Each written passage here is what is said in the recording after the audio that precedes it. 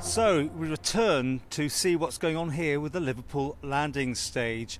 This is, as you can see behind us now, where we're up to. It's out of the ground since we were last here, and of course there's high hopes that by June next year this will be used for travel between Liverpool and the Isle of Man. Of course, this June date is significant because obviously it doesn't include TT next year, so there's this sort of guesswork about will it be used or will it not be used in time for the big event. But of course this year the old landing stage will be in action once again for all the TT fans and for everyone else that's travelling.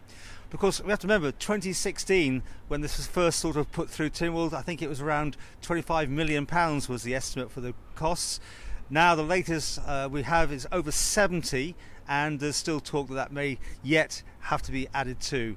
But it is out of the ground. There's been all sorts of problems, of course, with the development of this, including the thruster issues and just, of course, the COVID lockdowns adding to the changes to the timetable.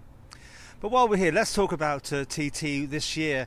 And, of course, the big question will there be enough marshals for the event? Now, every year there's been problems. We've been hearing, though, from government that there's no issue. As far as they know, everything's fine. But there's this magic number of 600 plus a few more needed before any racing can take place or practicing on the TT circuit.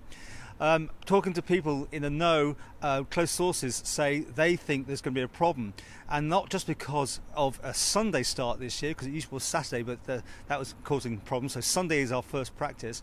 But the fact is, medical help may be slightly less than usual. People who come to the Isle of Man to do that sort of thing have been taken up by other tasks, of course, doing the COVID testing and jabs, that sort of thing in the United Kingdom. So there's a bit of question mark about how many medics are going to make it. And from what I understand, in the past, sometimes the medics have been added into the numbers to make up the marshals to get the whole thing underway. But of course, you do need that magic number of just over 600, and I think 6. But if they haven't got that, there can't be any practicing. Other things to take into account, of course, is homestay is now closed. It appears there's going to be a lot less take up than in previous years. What impact is that going to have on people finding accommodation in the Isle of Man? Pressures on the hospitals also been mentioned, and the government has actually issued a thing on that as well, because obviously if there's a large spike in COVID, how will that affect the treatment in hospital for any visitors and of course riders who need critical care, because that has to be taken into consideration before any racing can take place. So as it stands, we've got a racing that is going to be taking place, and this time next year we might well hopefully find this place is in action just a little before the sort of cut-off date of June, and that would be obviously a big uplift for this project that has been beset with problems for so long.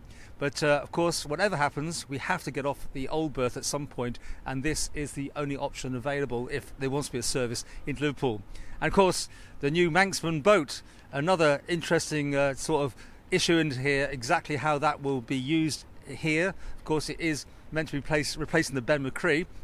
But again, my sources tell me that it's probably more likely that it'll be used here in the sense of overtaking the fast craft that is coming in here at the moment.